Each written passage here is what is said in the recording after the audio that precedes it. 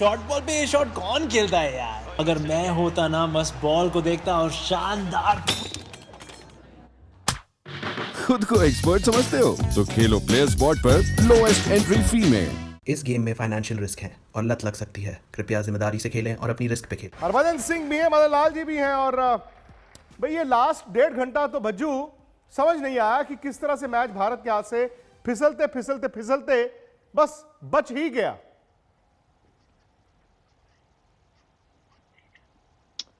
जी हाँ, बिल्कुल बहुत ही जबरदस्त गेम था और तारीफ करनी होगी सैम करन की, जिस लिहाज से उन्होंने बल्लेबाजी की है। और अब थोड़ी देर बाद जब वो सोचेंगे कि जब वो सिंगल छोड़ रहे थे, क्या वो उनको सिंगल्स लेने चाहिए थे, क्या करना चाहिए थे। But incredible game of cricket I believe, जिस लिहाज की क्रिकेट हुई है ये दर्शाता है कि वाकई में ये नंबर 1 और नंबर 2 का मुकाबला जो था वो सही माने में था। और अच्छा लगा कि भारत ने ये सीरीज जीती है। और test series, one day series, T20 series, पूरी सीरीज में भारत ने कोई भी सीरीज हारी नहीं है, तो बहुत बड़ी ये अपने आप में एक अचीवमेंट है। तो well done to team India. लेकिन जिस तरह कैच छोड़े भारत ने, वो एक गेंद और चाहिए थी। देखिए बात वहीं आ गई ना कि आप 100 ओवर के खेल में आखिरी गेंद तक तो पहुंच गए, लेकिन एक गेंद इधर या एक गेंद उधर होती, ये मैच भारत को पहले जीतना चाहिए था। 200 रनों पर उनकी 7 विकेटें गिर गई, फिर 50 रन की पार्टनरशिप, फिर 70 रन की पार्टनरशिप। ये मैच यहां तक आना नहीं चाहिए था।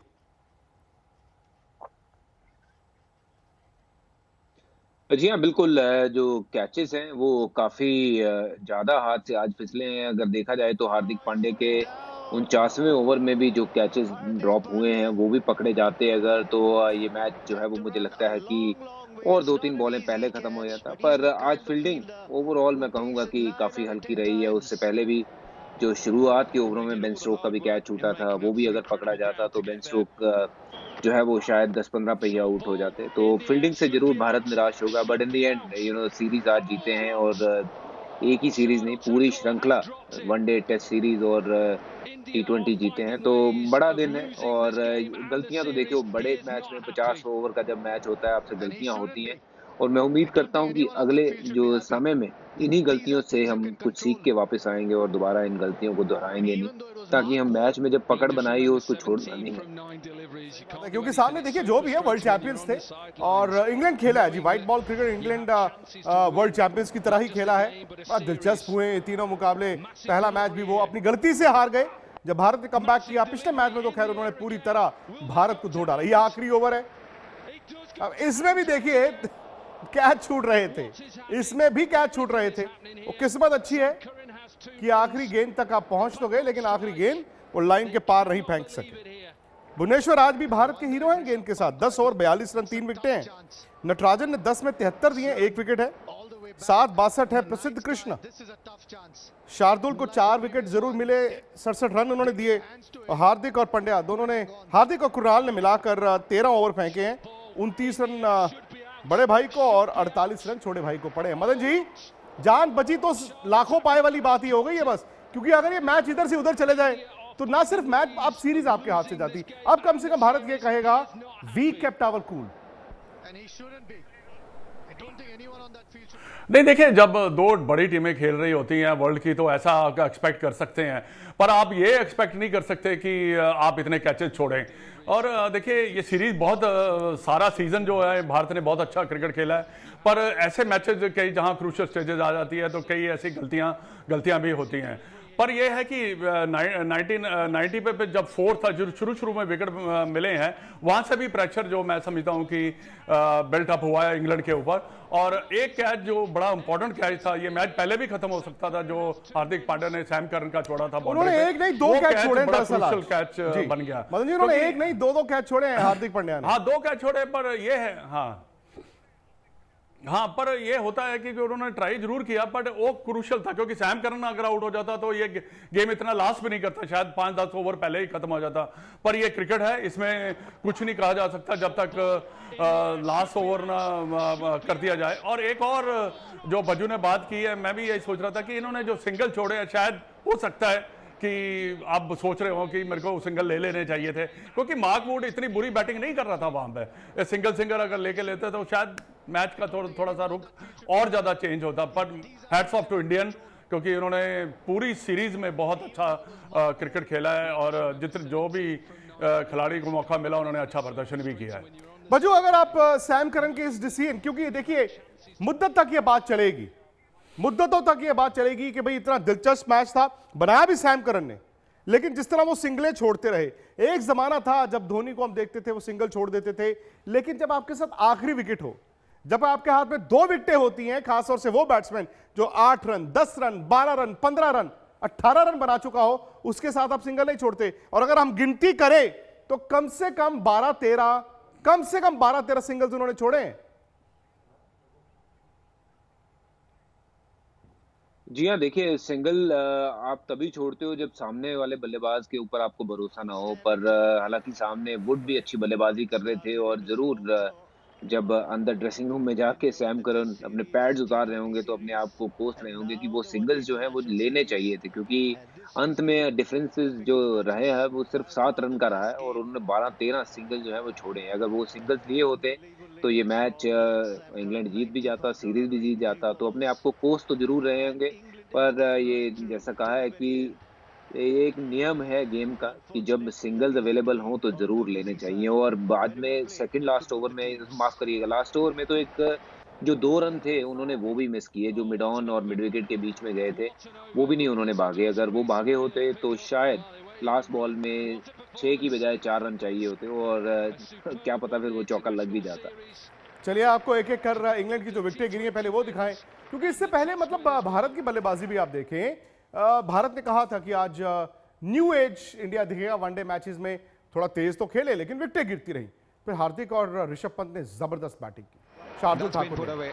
अब इंग्लैंड के सामने था 330 रन, अब इंग्लैंड जैसी टीम 330 तो कुछ भी नहीं है।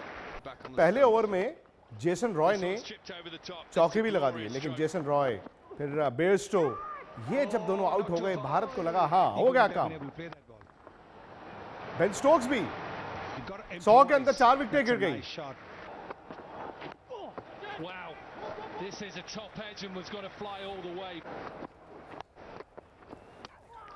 ये देखिए पहला विकेट था जेसन रॉय का, भुवनेश्वर ने ये विकेट लिया था।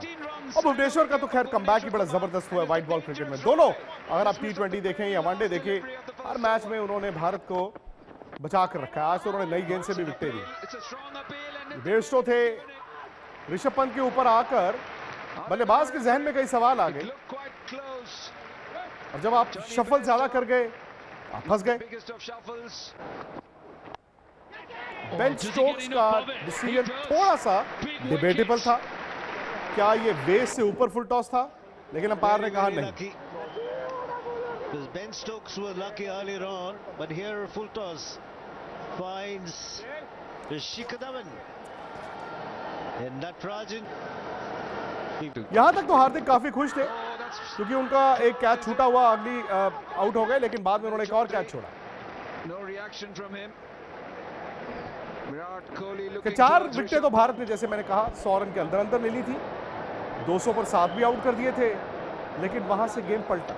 ये बटलर का विकेट था, Ben Stokes, Buttler, Bairstow, Jason Roy, ये 4 आउट हो गए। भाई 330 रन कहां बनते हैं, लेकिन फिर इंग्लैंड भी इंग्लैंड है। Commentator's curse. Slower delivery, I think, but it's just chipped off the bottom of his back. And it is caught and bowled, and the end of Liam Livingstone.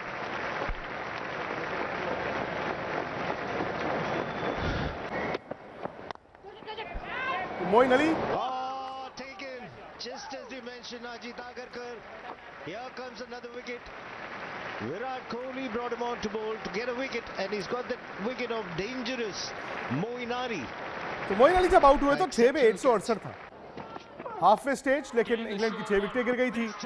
और जैसे ही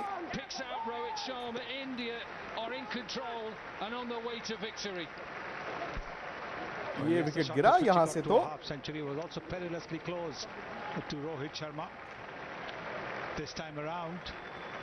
David Malan थे, Malan finds Rohit Sharma. लेकिन यहां से partnership हुई।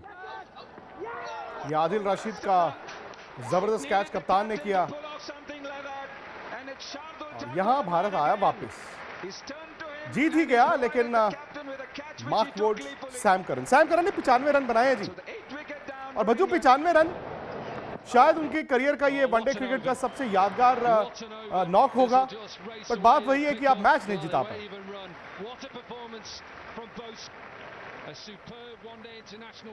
जी निश्चित तौर पे उन्होंने बहुत तगड़ी इनिंग खेली और अब तक की जितनी उनकी इनिंग्स हैं वो भारत के खिलाफ ही आई हैं, चाहे टेस्ट क्रिकेट में हो या फिर अभी वनडे क्रिकेट में भी पहला 50 बनाया तो वो ही भारत के खिलाफ आया। समहाउ इनको ये सूट करता है शायद इनकी गेम प्लान को या बैटिंग को कि भारत के खिलाफ हमेशा रन बनाते हैं, पर कहीं ना कहीं इनको ये जो इनिंग है ना ये सुख नहीं दुख पहुंचाएगी, क्योंकि ये इनिंग अगर मैच जिताती इनको याद रहती, बट ये ओवरऑल अपनी जो परफॉर्मेंस से ये काफी खुश रहेंगे, क्योंकि भारत में आके विकेट लेना और साथ में रन बनाना दर्शाता है कि आप में दमखम है और आप लंबे समय तक जो है वो इंग्लैंड के लिए क्रिकेट खेल सकते हो। और पहले भी मैंने देखा है कि पिछले साल जब चेन्नई सुपर किंग के लिए ये पहला मैच खेल रहे थे उसमें भी आके इन्होंने बड़े शॉट लगा के मुंबई इंडियन के सामने मैच जिता दिया था। तो इनमें दमखम तो है, बट ये देखना है कि इस दमखम को आगे बरकरार रखते हुए क्या वो इंग्लैंड को आगे आने वाले समय में मैच जिता सकते हैं या नहीं वो देखना होगा। और इनमें काबिलियत की कोई कमी नहीं है, बट अगर मेहनत करते चले जाएंगे तो और अच्छे होते चले जाएंगे ये प्लेयर। चलिए, इससे पहले वैसे भारत की अगर आप बल्लेबाजी भी देखें, ऋषभ पंत ने एक तो ये किया है पूरे सीजन में कि दुनिया को बता दिया कि मैं हिंदुस्तान का शायद सबसे बड़ा मैच विनर बन गया हूं। शायद आप इस बात को डिबेट करेंगे, भाई विराट कोहली है, रोहित शर्मा है, लेकिन गेम आके पलटते हैं ऋषभ पंत। और आज भी उनकी और हार्दिक की पार्टनरशिप ना होती तो भारत कितने रन नहीं बनने थे। मान लीजिए एक बड़ी बात जो हुई है, नतीजे ठीक है, नतीजा तो भारत के फेवर में गया और अच्छी बात है कि आपने वर्ल्ड चैंपियन को सीरीज में भी हराया। ऋषभ पंत का आना और ऋषभ पंत का छा जाना वो आज नहीं हुआ, वो परसों नहीं हुआ, पिछले 4 महीने हर रोज होता जा रहा है। बिल्कुल विक्रांत, देखिए ऋषभ पंत तो बिल्कुल छाया हुआ है वर्ल्ड क्रिकेट में। अब जो हवा चेंज हुई है, अब बात ये होती है कि अगर ऋषभ पंत को आप आउट कर लें तो आप मैच जीत सकते हैं। पर ऋषभ पंत की एक खासियत देखिए, जब से ऑस्ट्रेलिया से वापस आया वो जो शॉट्स खेलते हैं उनको पता है शॉट्स खेलना क्या है, और वो शॉट्स बिल्कुल पूरी तरह कॉन्फिडेंस से खेलते हैं। जब भी उन्होंने खेला है गैप में खेला है, अगर आप कोई भी शॉट जो उनका बाहर गया है वो गैप में खेला तब उन्होंने रन बनाए, और उन्होंने काफी ज्यादा बैटिंग में मैच्योरिटी भी दिखा रहे हैं। और इसी वजह से मैं समझता हूं कि वो रन भी अच्छे कंटिन्यूसली जो है रन बना रहे हैं। ये एक खासियत है। बाकी हार्दिक पांड्या की बैटिंग की भी तारीफ करनी चाहिए, क्योंकि देखिए उन्होंने भी बहुत बेहतरीन पारी खेली है यहाँ पर, जो कि अगर ये पार्टनरशिप बड़ा जरूरी था भारतीय टीम के लिए। सही बात है। और बच्चों मैं हार्दिक पांड्या ऋषभ पंत की बात करें, ये तो है कि आपके पास वनडे हो, T20 हो, ये दोनों बल्लेबाज कभी भी खेल को बदल सकते हैं। और आज तो हार्दिक साहब के गेंद करने से वो आपको थोड़ा बहुत बैलेंस भी मिल गया, क्योंकि ये तो सच्चाई है कि कुरनाल को आप गेंद नहीं करा सकते थे। आज अपने भाई के लिए अगर उन्होंने आकर बॉल ना डाला होता तो फिर कुरनाल की टीम में सिलेक्शन भी नहीं होती।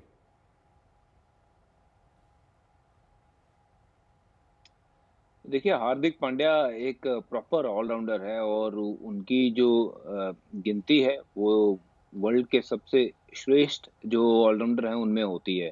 चाहे बेन स्टोक्स का हम नाम लेते हैं, बट हार्दिक पांड्या भी कम नहीं है, क्योंकि ये कम क्रिकेट खेले हैं कुछ अरसे से, तो इस कारण उनका नाम उस सूची में जो है वो थोड़ा नीचे है। बट ये लगातार अगर क्रिकेट खेलेंगे तो ये बेन स्टोक्स को पीछे छोड़ सकते हैं, क्योंकि इनमें बहुत काबिलियत है।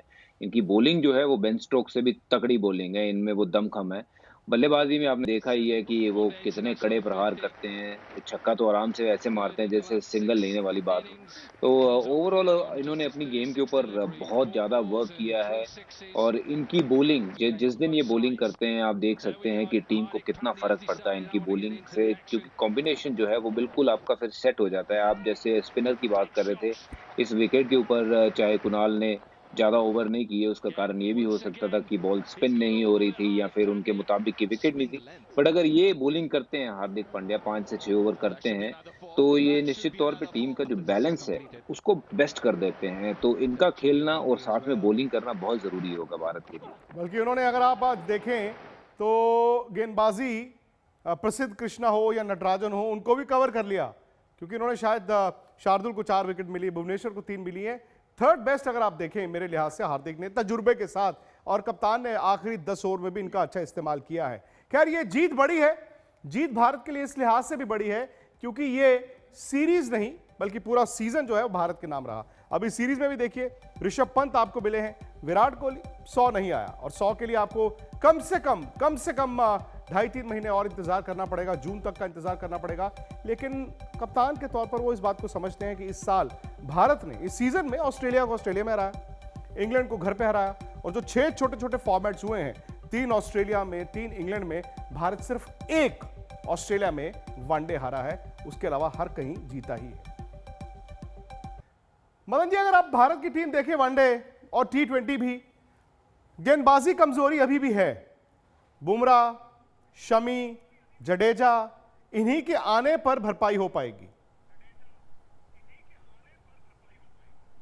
हाँ बिल्कुल विक्रांत, इन्हीं के आने से, क्योंकि देखिए ये जितने भी बुमराह और शमी और जडेजा, ये टॉप क्लास के बॉलर हैं। इनका प्रदर्शन जो इंटरनेशनल क्रिकेट में बहुत बेहतरीन रहा है। और मैं समझता हूँ कि देखिए वनडे क्रिकेट में भुवनेश्वर का जो कमबैक हुआ है, मेरे को थोड़ा सा इनका ऐसा डर लग रहा था कि शायद वापसी कर रहे हैं तो शायद थोड़े रस्सी होंगे, पर उन्होंने बहुत अच्छा प्रदर्शन किया है। उन्होंने आज भी जो जैसे विकेट निकाले, गेंद को आगे रखकर मूव कराकर उन्होंने विकेट निकाले हैं। पर डेफिनेटली मैं बिल्कुल आपसे सहमत हूं कि जब तक ये 3 बॉलर जब आते हैं, तभी भारतीय टीम की जो बॉलिंग अटैक है वो बहुत जबरदस्त लगता है। और एक और बात मैं कहना चाहूंगा कृणाल पांड्या की।